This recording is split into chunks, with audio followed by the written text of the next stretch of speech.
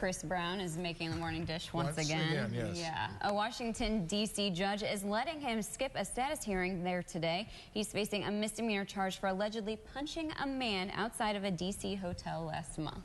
I don't think that's going to be the end of the Chris Brown saga by any means.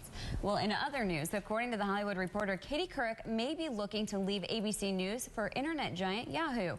The entertainment site reported that Couric is negotiating an exit package with ABC. The New York Times reports any new role Couric takes on with Yahoo may not interfere with her current ABC show, Katie, only with her role as a special correspondent with ABC News. Couric joined ABC 2 years ago. I think she's the only one who's been in all three networks. Yeah. Yeah. Well, Can't think of anybody else. Always on the move doing something else. So it'll be interesting to see how she'll be paired up with Yahoo and what she'll do there. Well, The Hunger Games has been a hit at the box office, but it may also be inspiring people to take up a new hobby. The owner of an archery store in California says teens are becoming more interested in the sport of archery. It's because it's featured in the films. The movie's heroine, Katniss Everdeen, uses a bow and arrow as her weapon of choice to try to survive the Hunger Games fight to the death. That makes sense. It does make sense. That happens a lot, really. Yeah.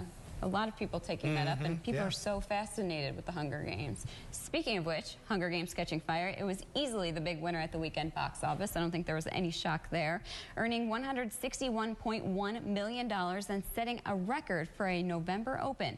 Thor: The Dark World spent another weekend at number 2. It brought in $14.1 million. It came in a distant second. And at the number 3 spot was held by The Best Man Holiday. It's in its second weekend out. It ranked in $12.5 million. Okay. But yeah, Hunger Games, the big movie to see. Everybody's been talking about that. It is the topic of conversation. Yeah. Time now for our trivia question. Last week, as you know, President Obama added 16 people to receive the Presidential Medal of Freedom, the nation's highest civilian honor. Well, take a look at the following list.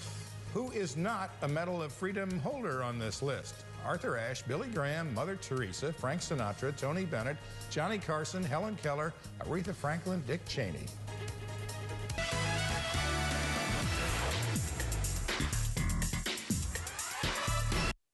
Well, once again, Miley Cyrus provided us one of the more unusual performances at the American Music Awards last night. It wasn't quite as over the top as others, but she performed with this giant cat behind her, lip-syncing the words to her song Wrecking Ball. It even stuck out its tongue at the end.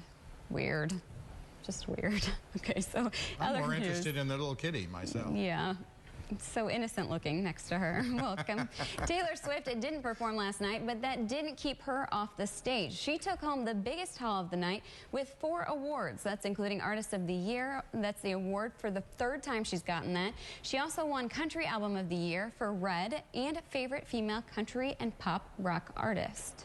Justin Timberlake also took, and Justin Timberlake, I think, took home 3, so close behind. Well, while he may disagree, Dennis Rodman tops GQ's list of the least influential celebrities for 2013. You may remember him visiting Kim Jong-un in North Korea. The list also includes twerking pop star Miley Cyrus, President Barack Obama, and celebrity chef Paula Deen. The magazine said Obama came in at number 17 on the list because, quote, nothing gets done. Okay. So there you go. All right. Now here's a look at what's ahead on CBS This Morning.